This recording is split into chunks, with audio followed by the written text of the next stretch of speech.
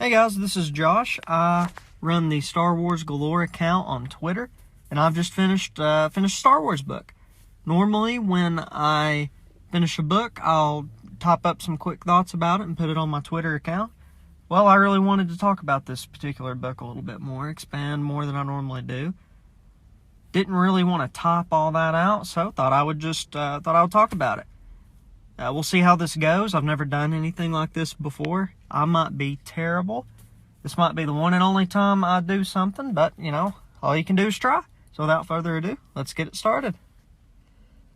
To start, I wanted to keep things spoiler-free, just so those that hadn't read the book yet have a little something to go off of.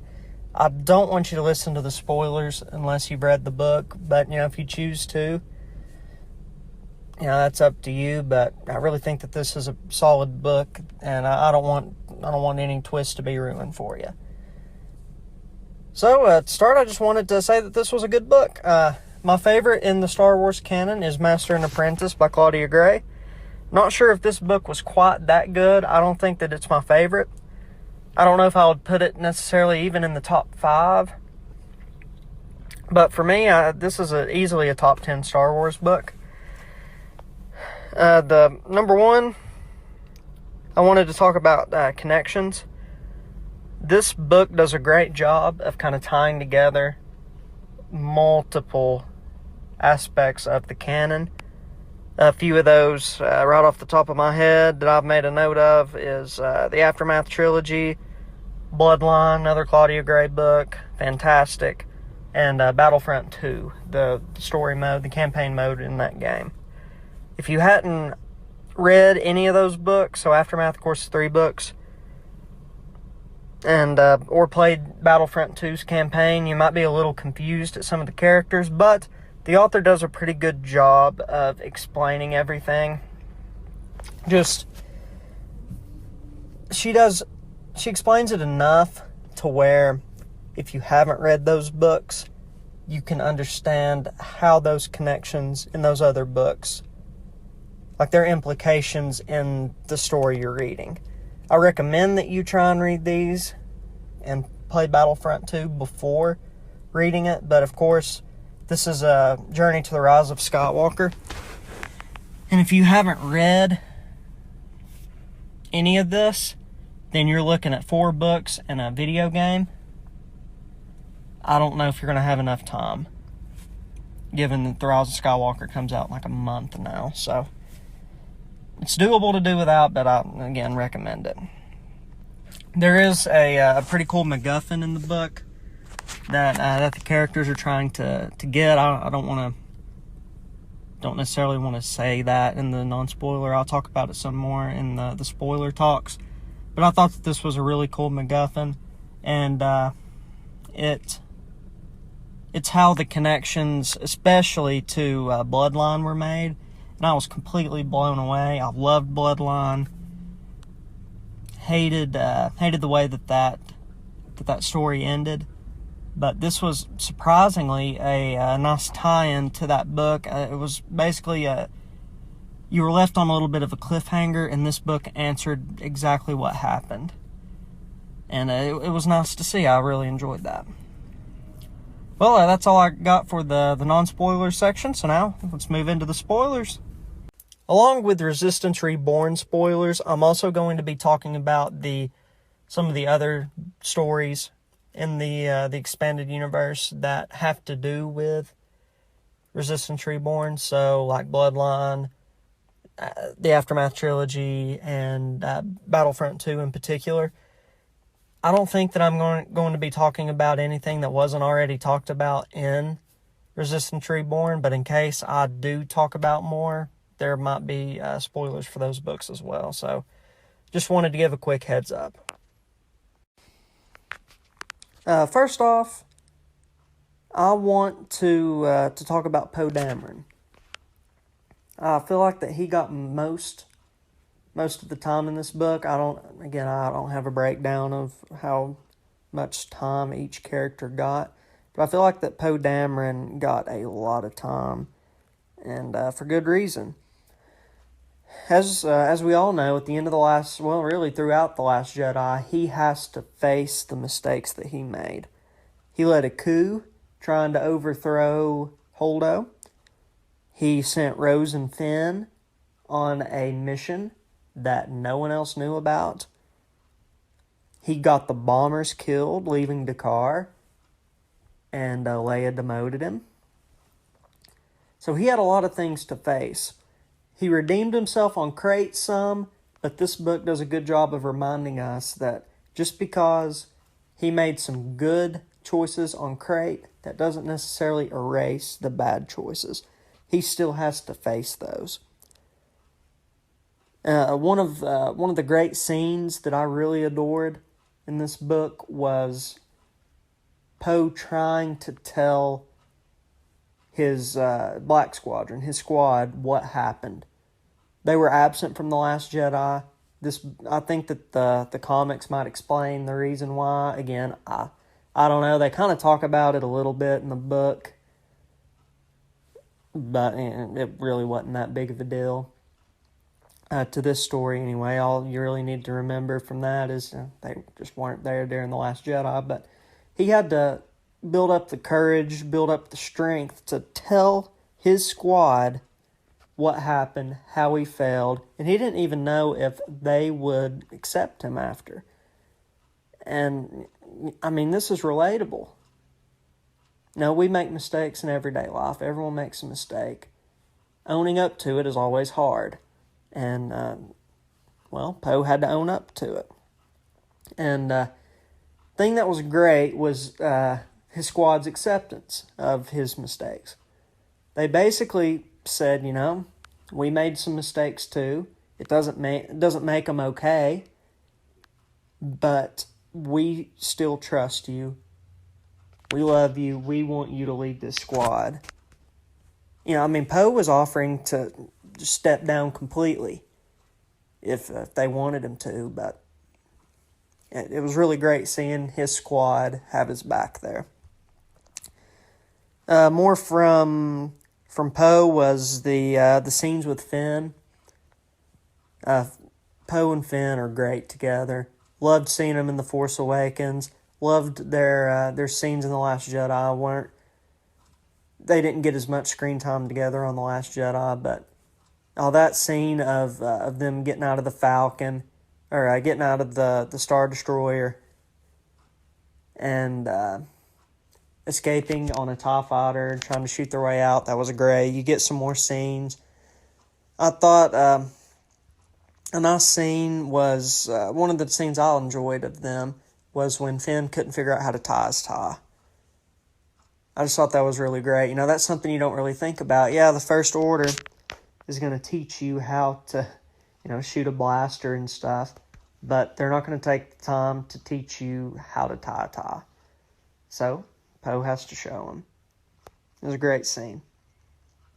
And something that I thought was funny was Maz. So Poe had to go see Maz and try and recruit her. He failed. He felt kind of bad about that. Well, Maz wasn't completely out of the story. She's the one that gives the Resistance the key to getting this list of sympathizers that the First Order is going after. And guess who she wants to be dressed up? Of course, Poe. I thought it was absolutely hilarious that Maz thinks Poe is hot. I love it. Well, that's all I got about Poe. Next, I'll talk about Wedge, Nora, and the Aftermath gang.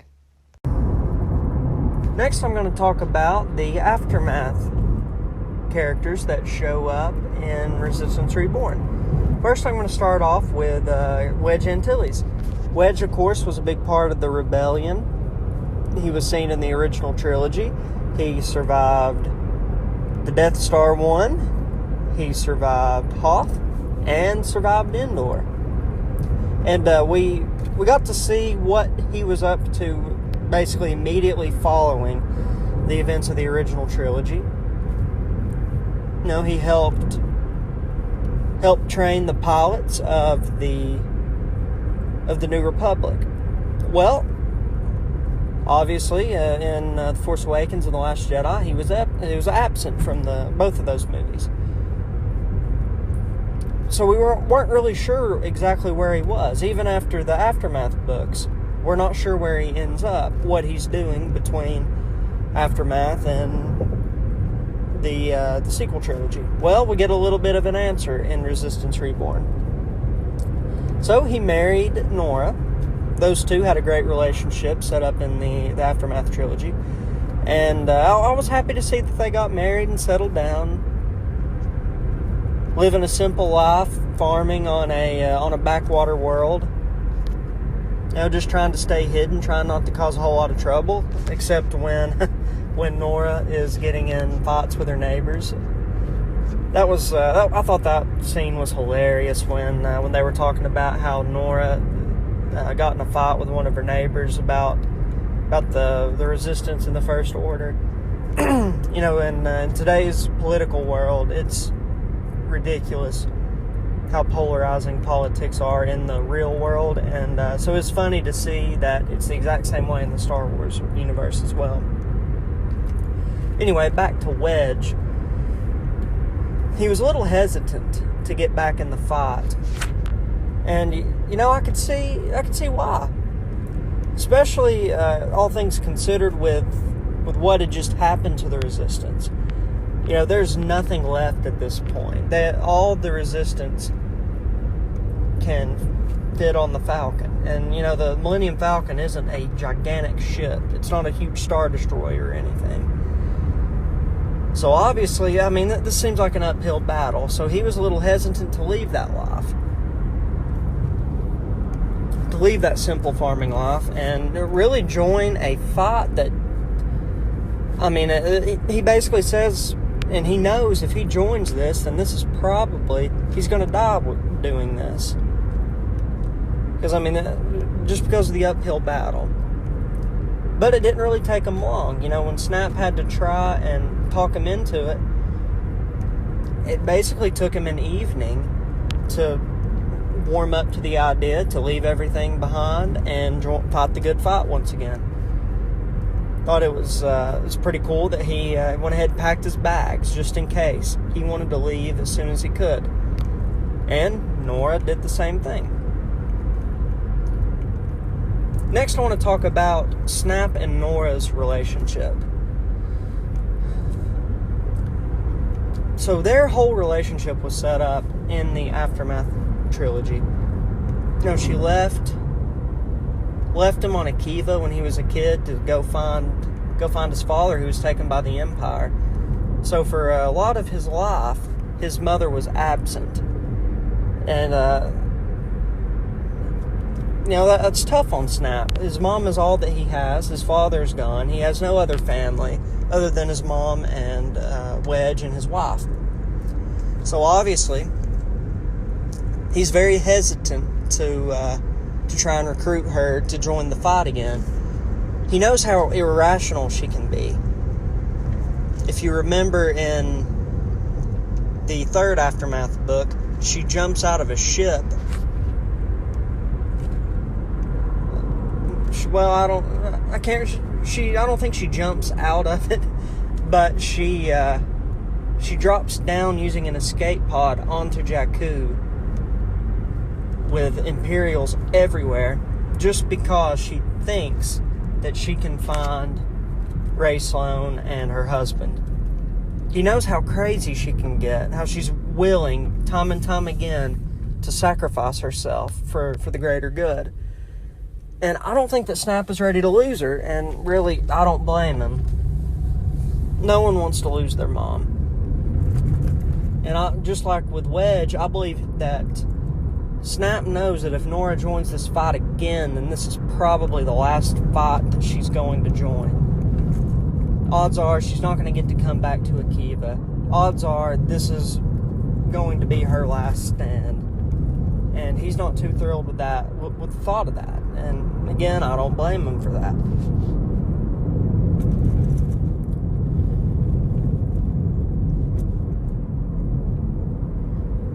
One last thing I want to talk about with the Well, I got two more things I want to talk about with the Aftermath trilogy gang.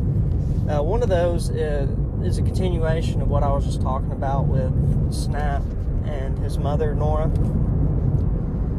At the end of the book, once everyone, the Resistance fighters win, they're regrouping, and if you recall, Leia wants leaders.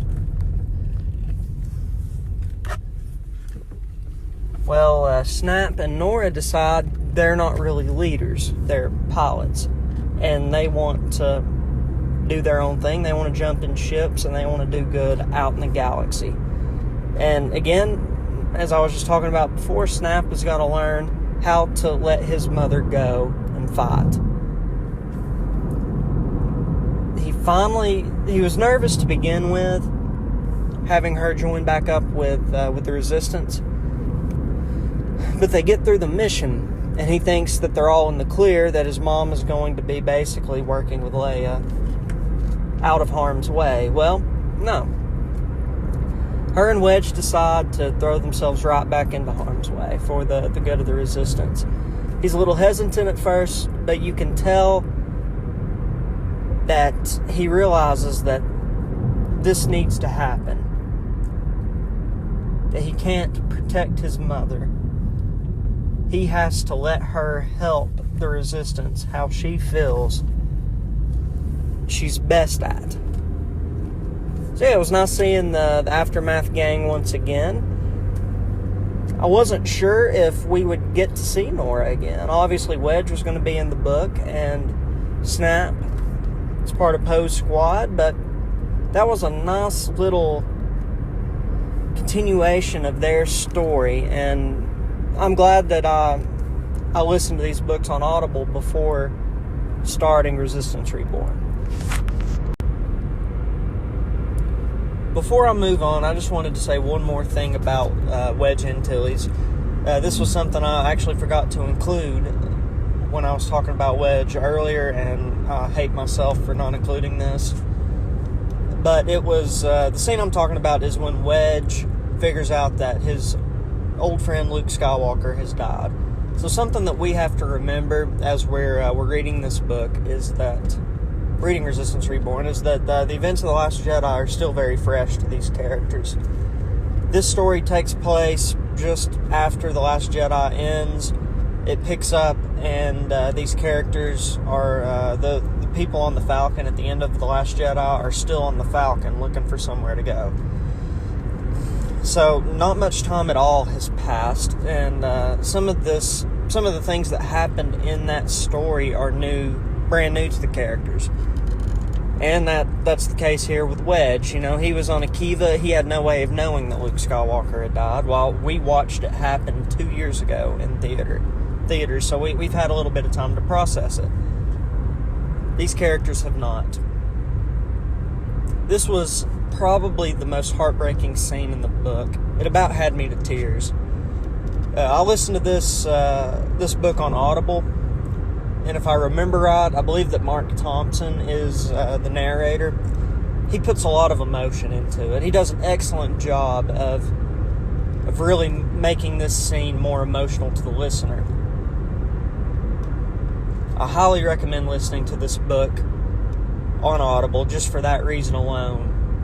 The emotion he puts into it is just incredible. It makes the scene even more sad.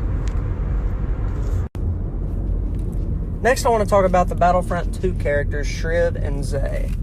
We hadn't heard from either of them since the Battlefront 2 campaign. So it's very nice getting some gaps filled in. You know, last time we heard from them, they were sent out by Leia to find allies for the Resistance. And this book kind of continues that story. We figure out that they weren't able to find anybody. They would knock on doors, going home to home, planet to planet, and they found no one. Turns out, we figure out later on in Resistance Reborn that all these allies have been captured by the First Order and basically put into camps. Labor camps where they're basically sent to die. So that was a very nice tie-in. That also ties in to The Last Jedi. Of course, when they get to Crate, Leia's looking for allies. She's sending out her personal signal trying to get some help. No one answers. This is our reason why. Shriv had some pretty funny moments. I loved when he put the young hotshot in his place. The kid comes in. He thinks he knows everything. Shriv, of course, had to have a little bit of fun, put the kid down. But you could tell there at the end that the kid really respected Shriv. Next, I want to talk about Rey and Leia. Some of the best scenes in this story are of these two characters together. One of which being when Rey has to come up with a plan to get the resistance onto Rawat. So Leia thinks, where can we go to kind of regroup? Then she remembers that she could call in a favor to some allies on Rawat. But Rawat is an independent system. They're not going to do anything that makes it look like they're choosing a side. So they have to kind of sneak onto the planet. They pull up in the Falcon. It's being guarded. Leia cannot come up with a story.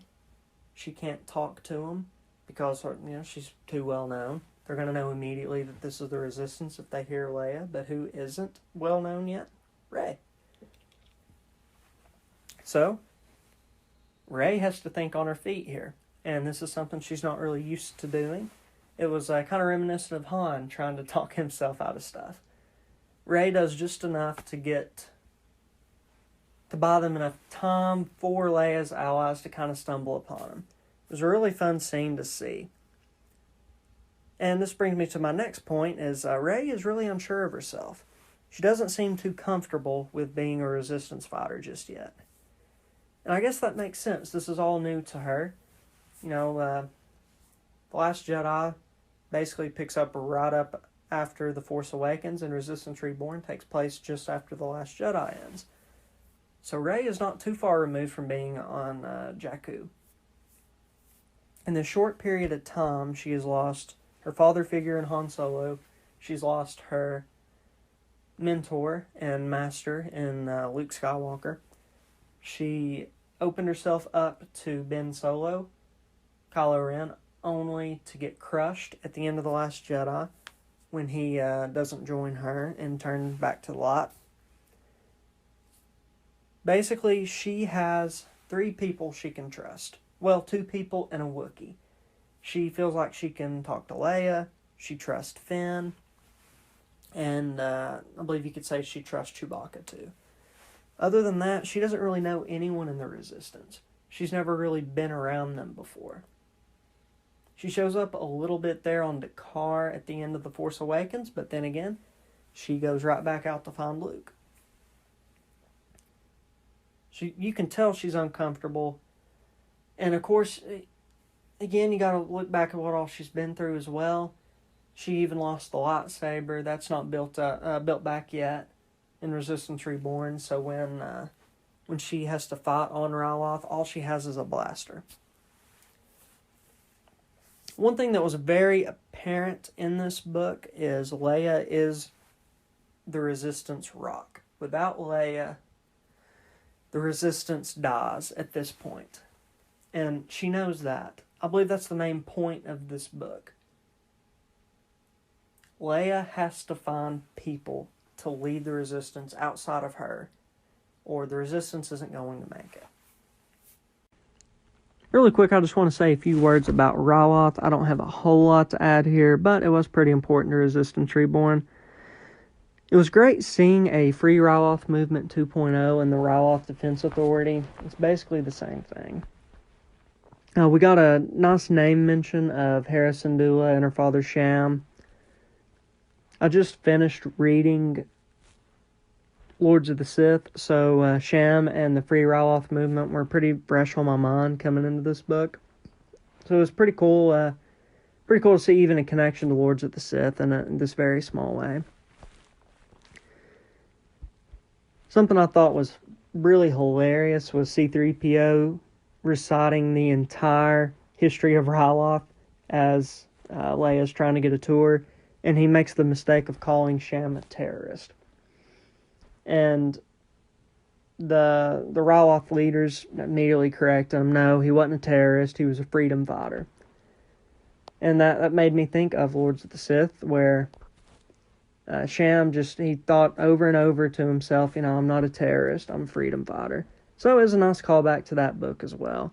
And I laughed out loud later on in that book when Poe reminds himself to ask 3PO about Rawat's history later, after he just got done reciting the entire history to Leia and the people of Rawat there. Next, I want to talk about one of my favorite characters that's been introduced through the book so far, and that is one from Claudia Gray's Bloodline, Ransom Castrofo. I was really, really thrilled to see that Castrofo had survived. At the end of Bloodline, it's heavily implied that he's going to die. His home planet was very, very fond of the death penalty. I assumed he was probably long gone. But when Leia gets that little piece of the list and you see his initials, I knew it was him, and I could not wait to see that reunion. It was very brief, and like I said, his role in this story was not very big. We didn't get to see him a whole lot. But this was very, very nice closure to Bloodline. It's amazing that just how much Resistance Reborn ties together other works from the Star Wars canon. It helped tie together Battlefront 2, and it helped tie together Bloodline as well. Because that was really a cliffhanger. It was implied that Castrofo was going to die, but we didn't know for sure. And this book came in and kind of cleaned it up. Now, my next question, are we going to see Castrofo in The Rise of Skywalker? Obviously, he's alive. He made it through the end of this book. But then all that we really see of him once he's saved is a quick reunion with Leia. I'm going to be really interested to see if he ends up being one of those leaders that Leia is looking for. We know that Nora and Wedge aren't exactly the leaders, the officers that she was hoping to find, but maybe Castrofo is. The general audiences aren't going to be very connected to Castrofo. It's, there's really no way to tell the entire story of Bloodline and, of course, his rescue in Resistance Reborn. So, I don't know, maybe there'll be some guy in the background that we later find out is Castrofo. I really hope that we get to see him, though, because he's really a fantastic character, and I'm relieved that he survived, and I was thrilled to see his reunion with Leia. Last but not least, I wanted to talk about Officer Brat, the main antagonist of Resistance Reborn. This man is just a terrible human being. He's ruthless, he has no sympathy, just true First Order scum. What he did to that 15-year-old girl just broke my heart. I really hated to see that. But I'm so glad that was his downfall. If he wouldn't have been a jerk and beat this girl up for no reason except for his own failures, then odds are our heroes aren't even successful on Corellia. But yeah, he and that prison that he ran was just absolutely brutal. It's a wonder that Castrofo even survived it as long as he did. One important thing that came out of Wedge and Nora's group on Corellia was they stole a blockade runner. Now, if you remember, there is a blockade runner in one of the Rise of Skywalker trailers. A lot of people had theorized that this is the same blockade runner that Leia used in A New Hope and Rogue One. To me, it might make more sense that it be the blockade runner from this story. Now, of course, there's a chance that it's the same blockade runner. But I feel like the odds of that happening are kind of slim. So, yeah, my theory is that the blockade runner that we see in the Rise of Skywalker trailer is the one that Wedge and Nora's gang took from Officer Brat on Corellia. Well, that's all I have to say about Resistance Reborn by Rebecca Roanhorse. Thank you so much for listening. This is something very new. I've never done anything like this before. This is not going to be the most professional or the most formal Star Wars book review you've ever heard, but I really had a lot of fun with it. Don't forget to follow Star Wars Galore on Twitter and Instagram at SW Galore. I post a lot about The Mandalorian. I post about Star Wars Resistance, of course, Star Wars books. I talk about toys, and of course all the movies. I'm currently trying to rewatch all of the Star Wars movies in preparation for The Rise of Skywalker, so I'll be posting about them as I watch them on Twitter. So yeah, thank you very much, and may the Force be with you.